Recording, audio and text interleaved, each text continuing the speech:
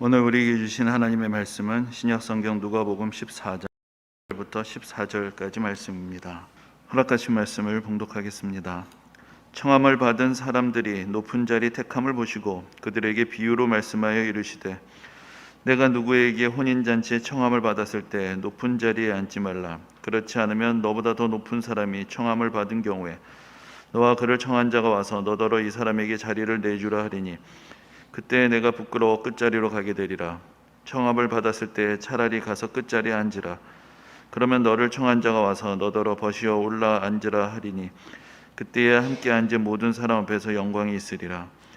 무릇 자기를 높이는 자는 낮아지고 자기를 낮추는 자는 높아지리라. 또 자기를 청한 자에게 이르시되 내가 점심이나 저녁이나 베풀거나 형제나 친척이나 부한 이웃을 청하지 말라.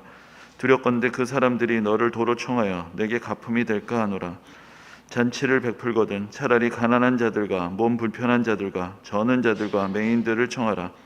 그리하면 그들이 갚을 것이 없으므로 내게 복이 되리니 이는 의인들의 부활 시에 내가 갚음을 받겠음이라 하시더라.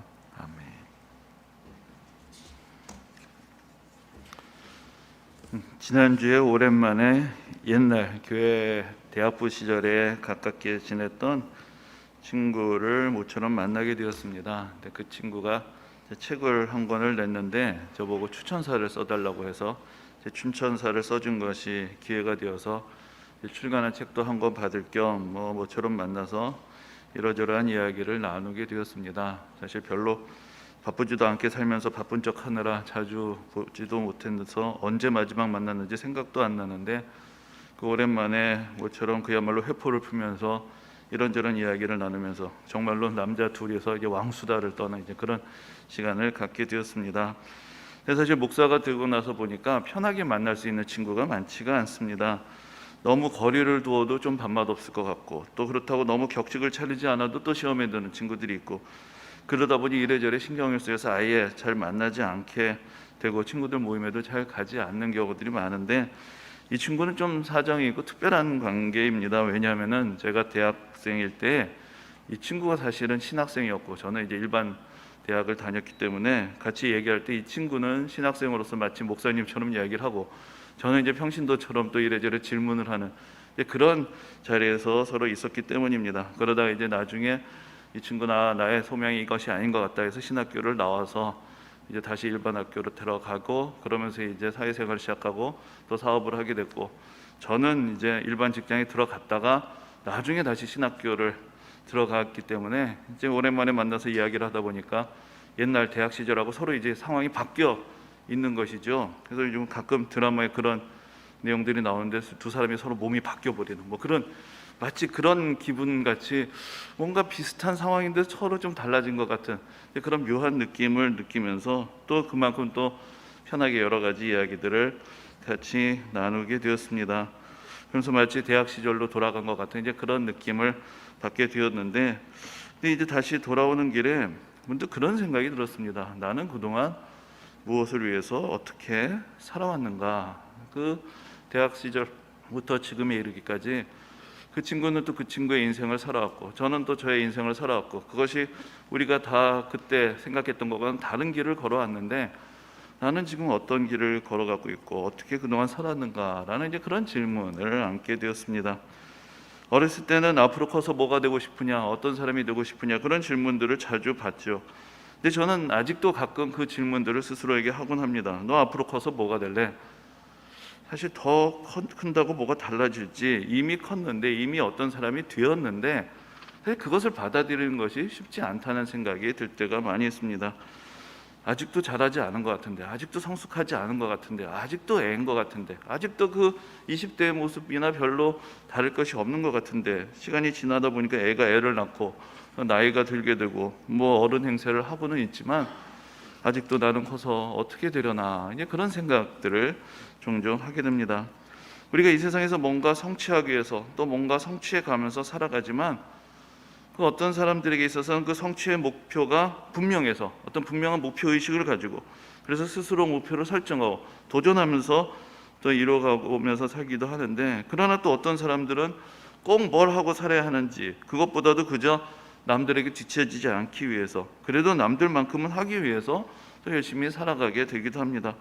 때로는 그냥 떠밀러서 그냥 흘러가는 대로 가다 보니까 여기까지 왔다라는 그런 생각이 들게 되는 순간들도 있습니다. 저는 가끔 이제 옛날 생각을 할 때마다 그때 뭘 믿고 그렇게 쉽게 결정을 했나, 그때 무슨 근거가 있어서 그렇게 멋대로 결정을 해버렸나 싶을 때가 있습니다.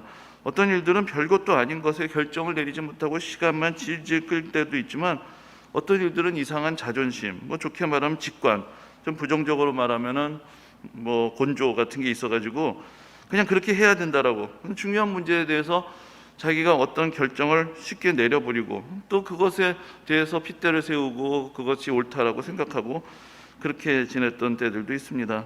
그리고 한동안 착각 속에서 살고 있다가 언젠가 다시 돌이켜봤을 때 그때 그렇게 하지 말았어야 했는데, 이제 그런 생각들이 뒤늦게 들게 되곤 합니다. 사실 지금도 잘 모르겠습니다. 남들 하라는 대로 하는 게 맞는 거냐? 그거 아니겠죠. 그럼 내 고집대로 내 생각대로 하는 게 맞는 거냐?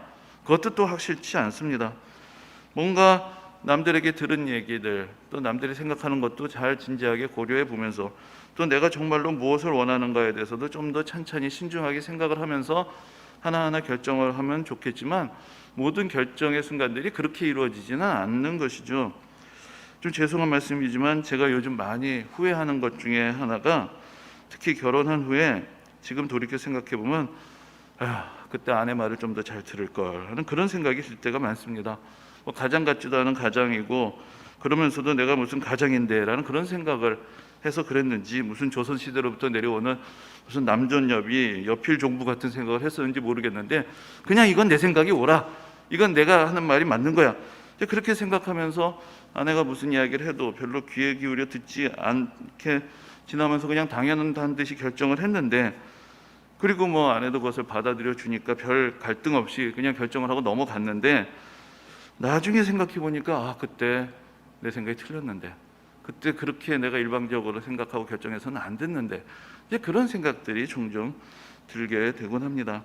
그래서 어떤 결정의 프로세스 같은 것이 딱 있어서 거기에 대해서 좀 객관적으로 생각해보고 결정하면 참 좋겠지만, 사실 그렇게 하기가 좀 어렵죠. 어떤 순간에 일종의 감, 직관 이런 게 있어서 결정하는 경우가 상당히 많습니다.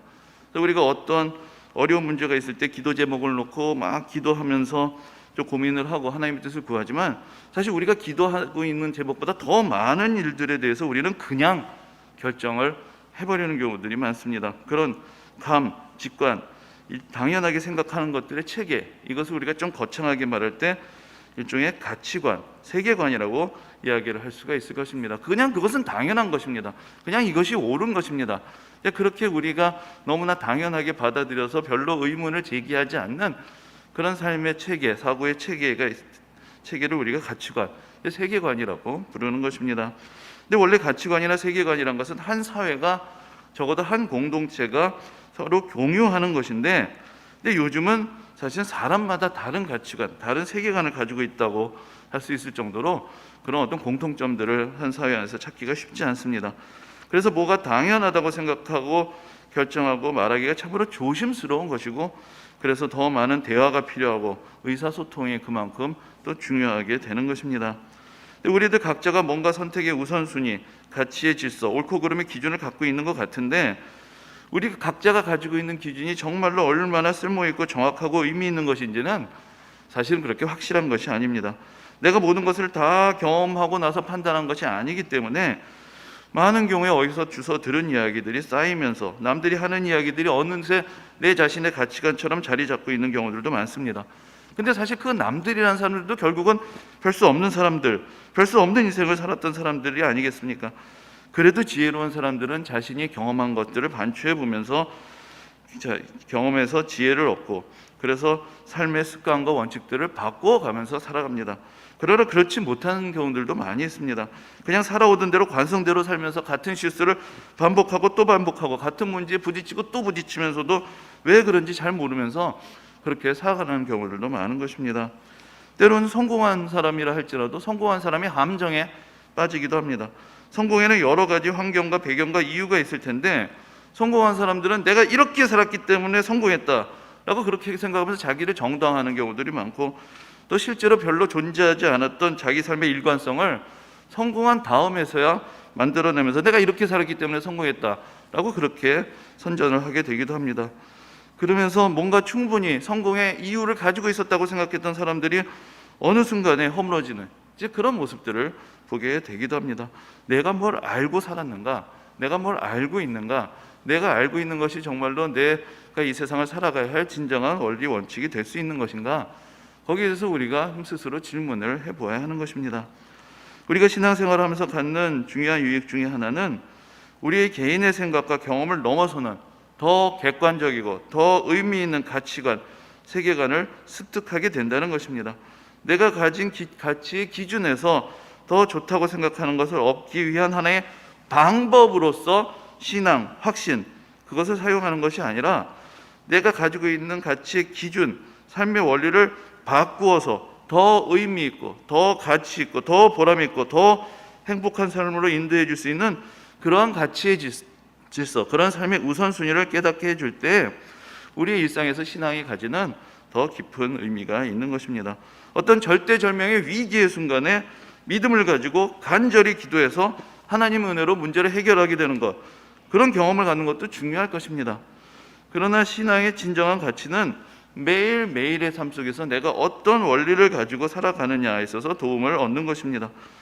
결국은 그런 일상에서 벌어지는 작은 틈들이 쌓여서 나중에 우리 인생에 큰 위기로 닥쳐오게 되기 때문에 내가 매일매일의 삶에서 나의 삶의 빈틈들을 찾아가고 나의 삶의 어우러진 모습들을 바로잡아가면서 어떻게 살아가는 것이 이 소중한 나의 인생을 더 가치 있고 행복하게 만들어갈 수 있는가, 그 일상을 다스리는 지혜로서 우리는 또 신앙의 가치들을 좀 더 깊이 생각해 보아야 할 것입니다. 성경이 가르쳐주는 이 세상의 가장 근본적인 질서, 가치의 체계를 대표하는 말이 하나님의 나라라는 그런 표현입니다. 다른 말로는 천국, 즉 하늘나라라고 할 수 있습니다. 그래서 몇 번 말씀을 드렸지만은 성경에서 하나님의 나라하고 천국이란 말은 정확하게 같은 뜻입니다. 또 서로 간에 바꾸어 쓸 수 있습니다. 그런데 우리에게 주는 뉘앙스에서 조금 차이가 있는데 천국이라고 할 때는 그래서 오히려 오해 소지가 생기게 됩니다.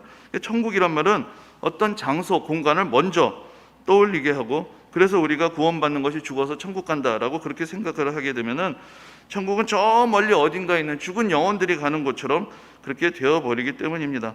그러나 하나님의 나라라고 할 때는 그것이 공간적으로 어디든지 간에 하나님의 통치가 이루어지는 모든 곳을 우리는 하나님의 나라라고 볼 수가 있습니다. 하나님이 주관하시는 모든 곳이 하나님의 나라가 되는 것입니다. 그래서 우리가 성경을 읽을 때 천국과 하나님의 나라가 정확하게 같은 뜻이다, 이것을 늘 염두에 두고 천국이란 말을 이해를 해야 합니다. 천국이란 말이 마태복음에서 가장 많이 사용이 되는데 일반적으로 그래서 다른 복음서에서 하나님의 나라라고 기록되어 있는 것을 마태는 천국이라고 바꾸어서 표현을 합니다. 똑같은 구절이고 똑같은 내용인데 하나님의 나라를 마태는 천국이라고 바꾸는 경우들이 많은데 일반적으로 그 이유가 무엇이냐, 마태가 복음서를 쓸 때 유대인들을 대상으로 유대인들을 염두에 두면서 복음서를 썼는데 그 유대인들은 하나님 하는 것에 대해서 불편하게 생각하기 때문에 좀 에둘러서 그 사람들의 그 민감한 정서를 존중해 주기 위해서 하늘이라는 말로 하나님이라는 말을 대체한 것이다. 그래서 하나님의 나라라는 말 대신 하늘나라, 천국이란 말을 쓴 것이다. 이것이 이제 가장 일반적인 설명이 됩니다. 근데 천국을 하나님의 나라라고 이해하는 것이 중요한 이유는 예수님께서 하나님의 나라가 지금 이 세상 속에서 시작이 되었고 확장이 되고 있다라고 그렇게 가르쳐 주셨기 때문입니다. 그리고 우리가 지금 여기서 어떻게 하나님 나라의 백성으로 살아갈 것인지에 대해서 예수님께서 가르쳐 주셨기 때문에 그 하나님의 나라를 천국이라고 하는 순간에 저 멀리는 어떤 낯선 곳에 있는 나라로 볼 수가 없는 것이죠. 예수님은 우리가 예수를 믿으면 죽어서 천국에 간다고 가르치신 것이 아니라 천국이 가까이 왔다라고 그렇게 말씀하셨고, 천국이 겨자씨와 같이 누룩과 같이 지금 보이지 않는 곳에서 자라나고 있고 성장하고 있다, 확장되고 있다, 그리고 보이지 않게 이 세상을 변화시키고 있다, 이렇게 가르치셨습니다. 그리고 예수님을 지금 영접하는 것이 바로 천국의 백성이 되는 자격을 얻는 것이고, 예수님을 믿고 예수님을 따르는 사람들은 이 세상에서도 천국의 백성으로 하나님 나라의 시민으로 살아가는 것이고, 그렇기 때문에 이 세상을 살아가지만 예수 믿는 사람들은 하나님 나라의 법대로 하나님의 뜻대로 살아가야 하고 또 그렇게 살아가기 위해서 기도해야 하는 것이다. 이것이 예수님이 우리에게 가르쳐 주신 바인 것입니다. 오늘 본문에서도 예수님은 하나님 나라의 백성들의 삶의 자세, 원리가 어떠한 것이어야 하는지에 대해서 또 이 세상의 원리와 어떻게 다른지 우리에게 분명하게 깨우쳐 주고 계십니다. 또 오늘 우리가 함께 보신 본문에는 두 가지 상황이 나옵니다. 첫째는 잔치의 초대를 받았을 때, 또 두 번째는 잔치의 초대를 할 때의 상황입니다. 그리고 그 각각의 상황에 따라 따라야 할 지침을 알려주십니다.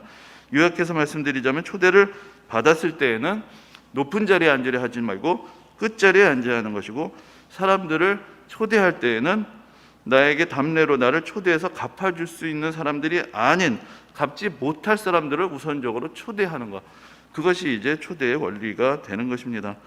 이런 문제는 어떤 면에서는 일상적인 사교 자리에서의 문제라고 할 수가 있겠죠. 다른 말로 하면 예절과 에티켓의 문제라고 할 수가 있습니다. 예의 범절과 매너와 에티켓이란 것은 한 사회가 공유하는 것이고, 그 기준에 따를 때에는 품격 있는 사람이 되고, 그렇지 않으면 수준이 낮은 사람, 개념이 없는 사람, 무식한 사람이 되어버립니다. 이렇게 사회생활의 가장 기초라고 할 수 있는 에티켓은 각 사람에게는 그 사람의 지위에 따른 자리가 있으며 그 지위에 상응해서 대우하고 대접해야 한다라는 것이 하나의 이제 불문율과 같이 형성이 되어 있는 것이죠. 그래서 여기서 제대로 대우하고 대접하는 것이 물론 중요하고, 어떤 자기 자신도 자기의 지위에 걸맞는 대접을 받고 대우를 받을 줄도 알아야 되는 것, 그것이 이제 성숙하게 사회생활을 하면서 우리가 배워가는 그런 매너가 됩니다. 근데 이제 첫 번째 문제와 관련해서 그 잔치 자리에 초대를 받았을 때 식탁에서의 자리의 문제는 사실 우리에게도 매우 익숙한 문제입니다. 소위 말해서 어디가 상석이냐 하는 것이죠. 누가 어디 앉느냐라는 것은 사실 일정의 사회적인 관습도 있고 또 서로 간의 눈치로 결정을 합니다. 그리고 애매한 경우에는 초대한 주인이 여기 저기 여기 이렇게 자리를 안배해 주기도 하고, 좀 더 공식적인 자리에서는 아예 미리 명패를 다 만들어서 붙여놓죠. 그래서 혼란스럽지 않게, 그러니까 자리 때문에 서로 실갱이하고 눈치 받는 것도 스트레스니까 주인이 정리를 하거나 아니면 아예 명패를 만들어 놓는 이제 그런 경우들도 볼 수가 있습니다. 우리나라에 복음이 처음 전해졌을 때 선교사들이 가정을 방문하는 경우가 있을 때 참 제일 곤란했던 것 중에 하나가 어디에 앉느냐의 문제였다고 합니다. 그래서 서양 사람들에게 테이블을 중심으로 딱 자리가 정해지는데, 우리나라의 안방에 들어가면 테이블이 없으니까 어디 앉아야 되는지 막 참 당황스럽고, 그러다가 이제 신뢰를 범하게도 되었는데, 사실 제 생각에는 그냥 좀 기다렸다가 어디 앉아야 되느냐, 주인이 방석을 내주는데 딱 앉으면 되죠. 뭐 그렇게 하면 됐을 텐데, 아무튼 그런 많은 혼란들이 있었던 것 같습니다. 그래서 선교사들끼리 나름 전해주는 팁이 있었다는 것입니다. 그러니까 한국 사람들 집에 들어가서 어디가 상석이냐, 방에 딱 들어가서 갓이 걸려 있는 데가 있으면 그 바로 밑자리가 그 갓을 걸어놓은 사람의 자리다. 그러니까 거긴 절대 앉지 마라. 그렇게 선교사님들이 서로에게, 후배 선교사들에게 일종의 가르침을 줬다는 것입니다. 그래서 방에 들어가서 갓이 걸려 있는 밑자리를 피하고 앉으면 된다. 거기가 주인의 자리다. 이제 그렇게 가르쳐 주었다는 것이죠. 근데 예수님 당시에를 생각을 해보면, 그 예수님 당시의 식사 문화라는 것은 그 당시 로마의 일반적인 식탁 문화하고 그 유대인들의 식탁 문화가 상당히 이제 유사했는데, 그것이 이제 오늘의 우리의 상식과는 매우 달랐습니다. 뭐 전에도 설명을 좀 드린 적이 있는 것 같은데, 간단히 말씀드리자면은 식탁을 중심으로 의자를 놓기는 놓는데, 이 의자가 우리가 생각하는 그런 앉는 의자가 아니고 눕는 의자입니다. 그래가지고 가운데 식탁을 놓고 사람들에게 왼편으로 쭉 기대서 눕습니다. 그럼 이제 오른손이 자유롭게 되죠. 그걸로 이제 음식을 가져다가 먹는 것, 우리가 어렸을 때 배웠던 거 정반대인 거죠. 누워서 먹으면 안 되는데 그 사회에서는 누워서 먹는 것이 예절이 바른 이제 그런 모습이 되었던 것입니다. 그래서 이제 성경에서 앉다라고 번역이 되어 있지만 사실은 원래 원어대로 하면은 기대어 눕다라는 뜻을 가지고 있는데, 우리한테 그렇게 말하면 너무 이상하니까 그냥 앉다라고 번역을 한 것이고, 오늘 본문도 마찬가지입니다. 기대어 눕는 것인데, 기대어 눕게 되면 어떻게 되냐면은 이렇게 직선으로 눕는 것이 아니라 사선으로 눕습니다. 사선으로 눕게 되면 어떻게 되느냐, 이 사람이 이렇게 눕으면 그 옆에 사람은 이렇게 눕겠죠. 이렇게 눕고 이렇게 될 것입니다. 이렇게 빙 돌아가면서 눕는 것입니다. 그러면은 내가 여기 이제 누워 있을 때 내 옆 사람의 머리가 내 가슴에 와닿게 됩니다. 근데 그것이 매우 명백한 서열의 표시가 되는 것이죠. 이 사람의 머리보다 이 사람의 머리가 더 낮은 자리에 가니까 누가 더 높은지가 그 자리에 의해서 결정이 되는 것이고, 또 가장 총애를 받는 사람이 주인의 품 안에 앉게 되는 것이죠. 그래서 이제 예수님하고 그 요한이 예수님의 품 안에 있었던 제자다라는 얘기가 나올 때 이 품 안에 들어가는 것, 바로 옆에 앉는 사람은 그 주인의 가장 힘 있는 사람의 품 안에 기대서 이제 식사를 하게 되는 이제 그런 상황이 되는 것입니다. 그렇기 때문에 누가 어디에 앉느냐라는 것이 우리가 생각했던 것보다 훨씬 더 친밀하게 그 주인과 힘 있는 사람과 교제할 수 있는 그런 기회를 주는 것입니다. 그리고 이제 그 당시 사람들이 이렇게 누워서 기대어 누워서 식사를 했기 때문에 성경에 보면은 예수님이 식사하실 때 어떤 여인이 와서 어떤 경우에는 머리에 기름을 부었다는 얘기도 있고 어떤 경우에는 발에 기름을 부을 수도 있는데, 우리처럼 식탁에 앉아 있으면 머리에 기름을 부으면 온몸이 다 젖겠죠. 근데 예수님이 이렇게 길게 누워 계시기 때문에 머리에 기름을 부어도 되는 것이고 또 발에 기름을 붓기가 쉬운 것이고 그런 상황이 되었던 것입니다. 근데 이런 상황에서 그 앉는 자리, 누구에 같이 앉느냐에서 벌어지게 되는 그 친밀감, 이런 것이 매우 컸기 때문에 사람들이 어디에 앉아야 되느냐, 이제 거기에 대해서 어디에 누워야 되느냐, 이제 거기에 대해서 매우 민감하게 어떤 이제 그런 상황들을 우리가 좀 예상을 해볼 수가 있습니다. 근데 이제 우리나라에서도 사실 이런 상황들이 이렇게 낯설지 않죠. 뭔가 이런 비슷한 자리에서 모이게 됐을 때 어디 앉는지가 민감하지만, 그러나 우리가 그렇게 상석을 다투진 않습니다. 우리는 어려서부터 이 동방예의지국에서 겸양의 미덕을 가지고 또 우리가 또 얼마나 눈치가 발달한 그런 사람들입니까? 그렇기 때문에 감히 내가 앉지 말아야 될 자리를 탐하면서 상석을 갖고 다투는 신용도 하지 않습니다.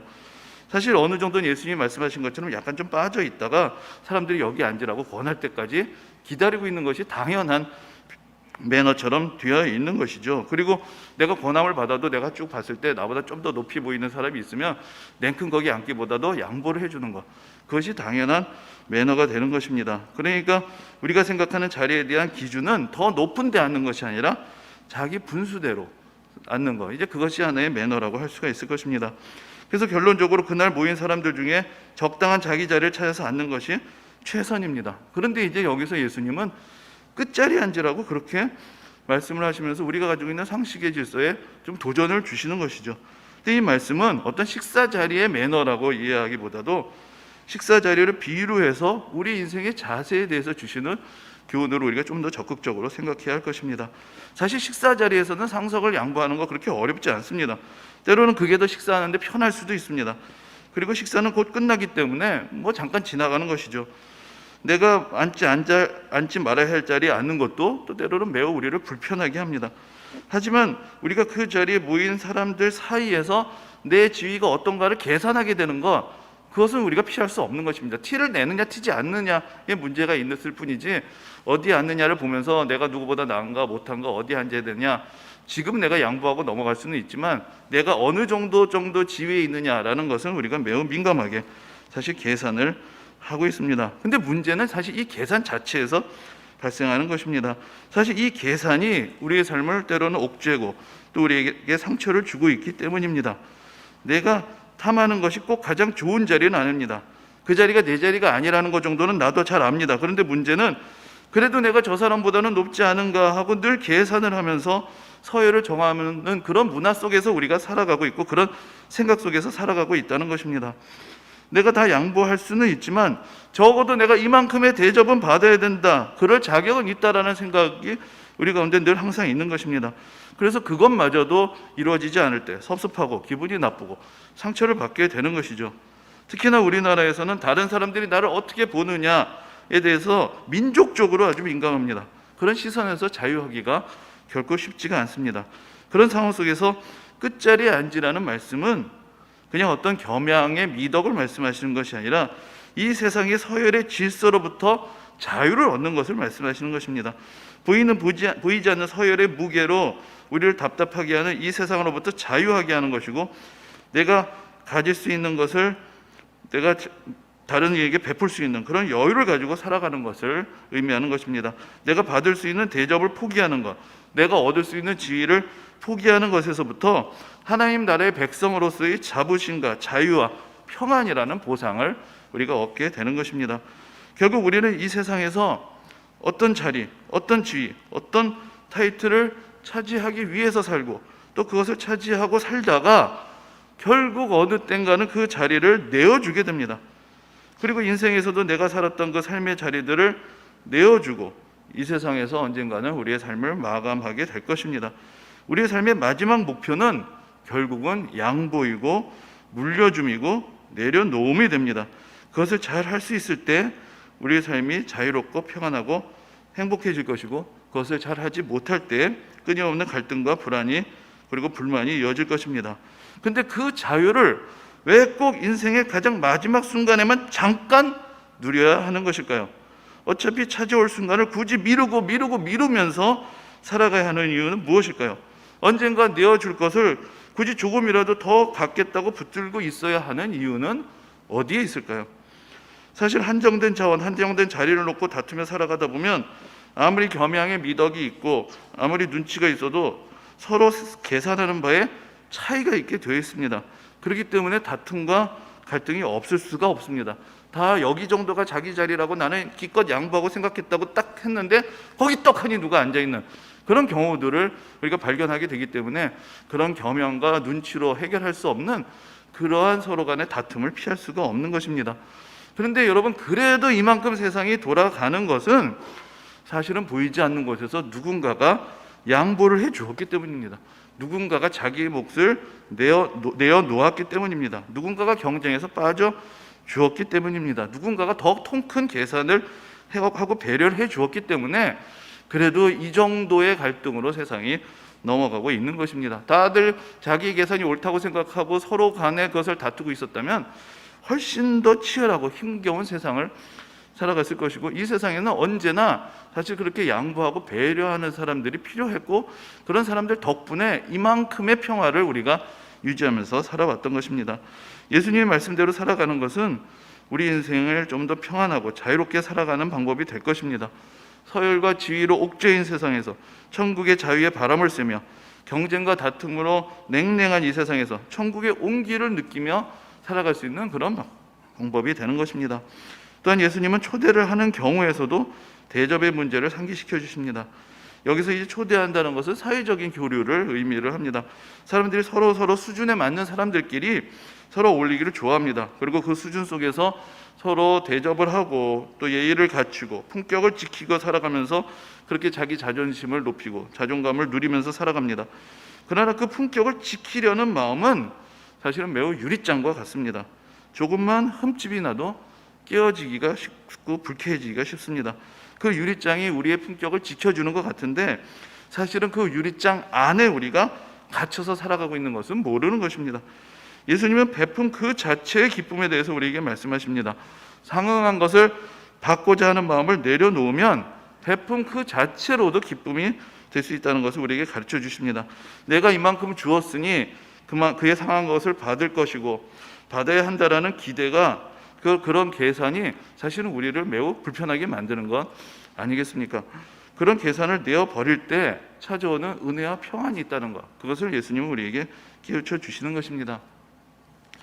예전에 교회 청년부 시절에 이제 수련회를 갔는데 그때 이제 마지막 날 은혜를 나누는 시간에 그때 제가 잘 알던 어느 형님이 이런 간증을 하는 것을 듣게 됐습니다. 이제 그 형은 숫자에 매우 집착을 하는 좀 특이한 성격을 가진 분이었는데, 그래서 무슨 이야기를 하다가도 숫자만 나오면 암산도 잘하고 뭐 계산도 잘해가지고 그 숫자에 대해서 이야기를 하고 내가 그 숫자를 잘한다는 것, 또 다른 사람들은 그런 계산을 잘 못한다는 것, 거기서 이제 자기 자존감을 찾는 이제 그런 특별한 성격을 가진 그런 형이었습니다. 그런데 수련회에 와서 자기가 가장 아끼는 것이 계산기였는데 계산기를 그만 잃어버린 것입니다.